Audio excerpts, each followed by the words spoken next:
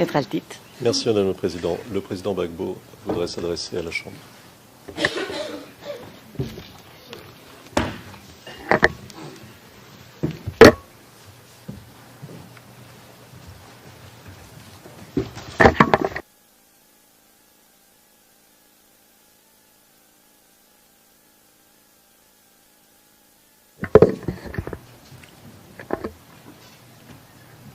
Madame la Présidente, Madame et Messieurs les juges, j'ai suivi ces débats. J'ai entendu beaucoup de choses. Certaines fois, je me suis retrouvé en Côte d'Ivoire, mais d'autres fois, je m'en suis trouvé tellement éloigné. D'autres fois, je m'en suis trouvé tellement éloigné. Tellement les questions qu'on posait étaient loin de ce que nous avons vécu. Et je me suis dit, pourquoi dans la justice moderne y a-t-il des camps retranchés? Parce que sur beaucoup de questions, aussi bien l'accusation que la représentante des victimes, que vous-même, vous aurez pu m'appeler, j'aurais pu donner des informations, ne serait-ce que des informations, que vous aurez pu vérifier après, mais pour fluidifier le raisonnement. J'aurais pu dire beaucoup de choses sur des petites questions. Par exemple, quand on dit il a signé un papier pour déployer l'armée, jamais. J'ai signé un décret pour que tous les FDS soient mobilisés. Mais c'est une pratique qui date de 1961, qui date de l'époque où l'armée a été créée. Le chef de l'État peut, en cas de trouble, signer un décret, parce que la police, c'est la police, ensuite il y a la gendarmerie, mais si ces deux forces sont totalement submergées, elles peuvent appeler l'armée en renfort. Et donc, pour ça, le président de la République signe un décret qu'il donne aux différents chefs. C'est à eux d'utiliser l'armée ou de ne pas l'utiliser. Ça dépend de ce qu'ils pensent de la situation. Donc, c'est des choses pratiques comme ça et petites qu'on aurait pu expliquer. Quand le chef de FDS est venu me dire « Ah, la situation à Bobo, il y a les soldats d'IB, je pense que c'est eux le commando invisible, donc on ne sait pas comment ça va aller. » J'ai dit « Qu'est-ce qu'on fait ?» Il dit « Bon, signez toujours un décret et puis on va garder ça et si on n'en a pas besoin, on n'en a pas besoin, mais si on en a besoin. » Donc, il y a plein de choses comme ça. Et puis, il ne faut pas me donner des parents que je n'ai pas. Je crois qu'on veut faire comme souvent en Afrique, comme en Europe, vous dites les Africains, c'est comme ça, ils gouvernent. Je ne gouverne pas avec ma famille. Moi, je suis chef de l'État, président de la République. Ma femme, elle est députée. Et Kade n'est pas mon neveu. Le mot neveu est un mot français. J'ai des neveux ici qui sont dans cette salle. Mais Kade n'est pas mon neveu.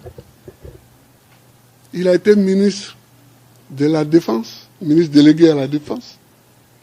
Et il était mon conseiller. Je ne gouverne pas avec ma famille. Peut-être que ça se fait comme ça ailleurs en Afrique, mais pas en Côte d'Ivoire, au temps de Gbagbo.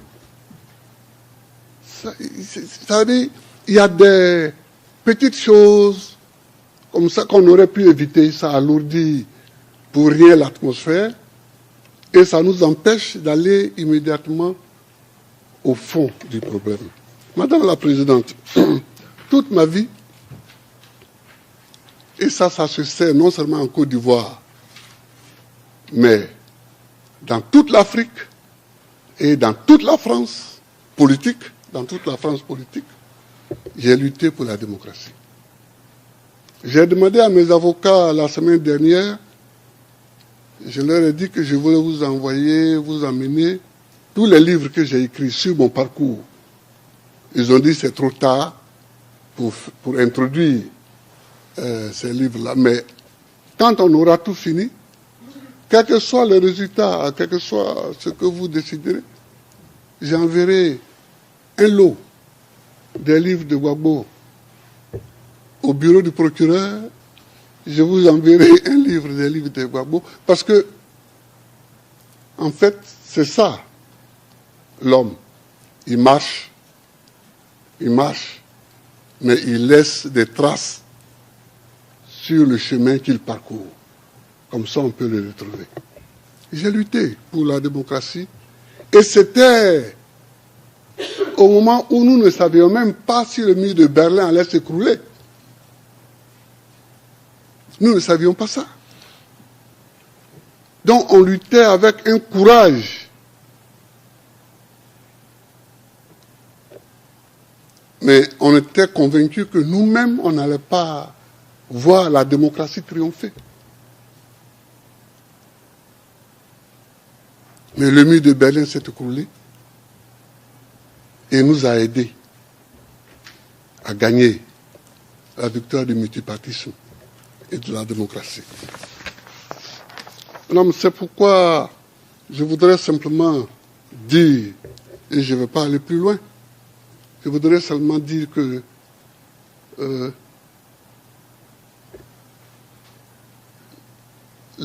Madame la procureure, puisque ça existe maintenant en français, hein, on met un E à la fin, Madame la procureure a dit une phrase qui m'a un peu choqué, en disant que nous ne sommes pas là pour voir qui a gagné les élections et qui ne les a pas gagnées. Mais on ne peut pas parler, on ne peut pas débattre de la crise post-électorale et ne pas savoir comment les élections se sont passées. Qui a gagné les élections? Parce que c'est celui qui ne les a pas gagnées qui a semé les troubles. Je crois que c'est ça la logique. Donc, la question est là. Qui a gagné les élections? Et donc, quand j'ai demandé qu'on recompte les voix, ce n'était pas une phrase en l'air. Vous avez vu vous-même les documents dont dispose l'accusation et sur lesquels les voix des électeurs sont répertoriées. On a vu que dans la seule ville de Bouaké, on a ajouté 100 000 voix à mon adversaire. Donc, madame, c'est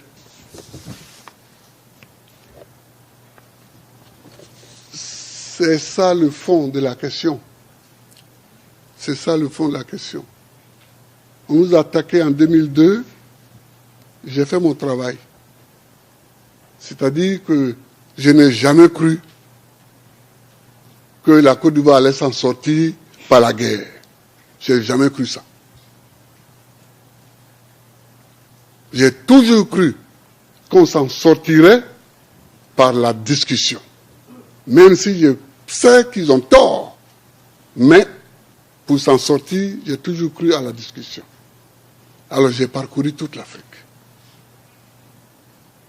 On a fait les négociations de Lomé. Ils ont fait les négociations de Marcoussis et de Kléber, mais ça, je laisse ça de côté parce que c'est...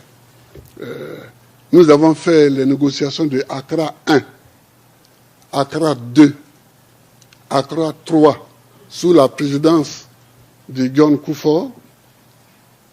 Nous avons fait les négociations à partir de juin 2005 de Pretoria 1 et de Pretoria 2 sous la présidence de Thabo Mbeki.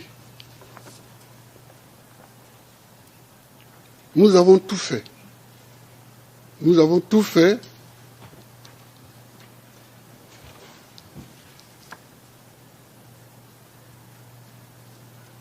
Nous avons tout fait pour que la discussion avance. C'est à Pretoria. C'est à Pretoria que j'ai demandé à Thabo Mbeki de m'aider à trouver une solution légale pour que Alassane soit candidat. Parce que ça empoisonne la situation. C'est à Pretoria, en 2005.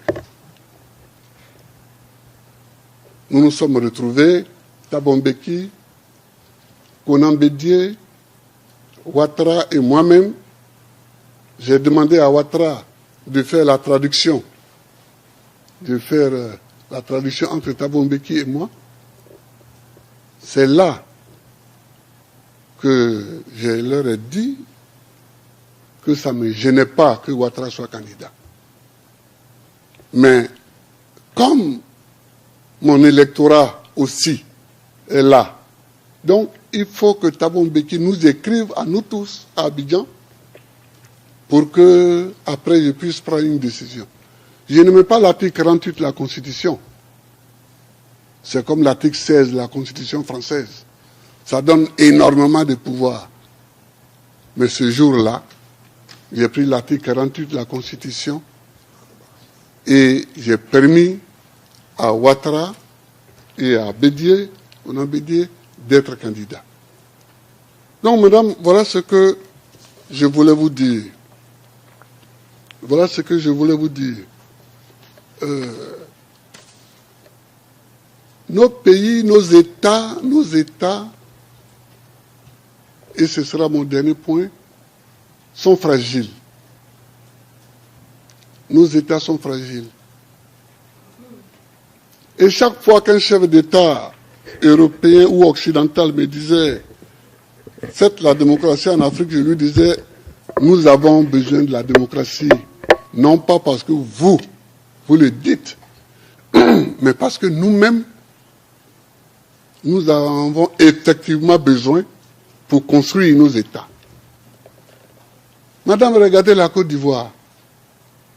Si nous n'employons pas la démocratie, comment nous allons choisir le chef de l'État? Il y a à l'est, adossé à la frontière ghanéenne, les Akans, qui ont un mode à eux pour choisir les chefs de village ou de canton ou leur roi. Nous avons à l'ouest un pouvoir éparpillé. Nous avons au nord les Malinqués islamisés qui se regroupent autour des mosquées et à côté d'eux les Sénoufos qui se retrouvent dans les bois sacrés. Quel mode électoral allons-nous prendre? Donc la démocratie nous aide parce que elle fait tabula rasa de tout cela et elle donne à chaque individu considéré comme citoyen une voix. C'est pourquoi je me suis engagé dans la lutte pour la démocratie. Et puis nous, qui venons de familles très modestes, s'il n'y a pas la démocratie, jamais on n'aurait de postes élevés. Moi, les gens avec qui j'ai été à l'école, quand j'ai été élu président, j'étais Ils n'étaient pas étonnés parce qu'ils savaient mon engagement. Mais ils sont venus me saluer pour saluer mon courage. Parce que je n'étais pas le plus aidé. Hein. Je n'étais pas le plus intelligent, je n'étais pas le plus riche, je n'étais pas... Donc nous avons besoin de la démocratie, madame. Mais la démocratie, ce n'est pas seulement le vote. C'est qui dit le vote. Qui dit le résultat du vote. C'est ça aussi la démocratie. Quand on s'en va prendre une nuit, le président du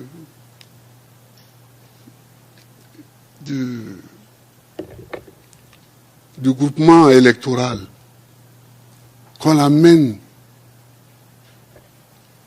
dans le QG électoral d'un candidat, qu'on invite une télévision étrangère, on lui dit de parler et on le filme, et on diffuse ça dès le lendemain matin, ce n'est pas très démocratique ça, ce n'est pas la démocratie. La démocratie, c'est le respect des textes, à commencer par la plus grande des normes en droit, qui est la Constitution. Qui ne respecte pas la Constitution n'est pas démocrate. Madame, c'est parce que j'ai respecté la Constitution qu'on veut me mener ici. Alors, bon, je suis là, mais je compte sur vous. Je compte sur vous parce que je souhaite que tous les Africains qui me soutiennent et qui sont tout le temps ici, devant la cour, devant la prison, qui sont dans leur pays en train de manifester, en train de marcher, tous ces Africains-là, qu'ils comprennent que le salut pour les États africains, c'est le respect des constitutions que nous nous donnons et des lois qui en découlent. Je vous remercie, madame.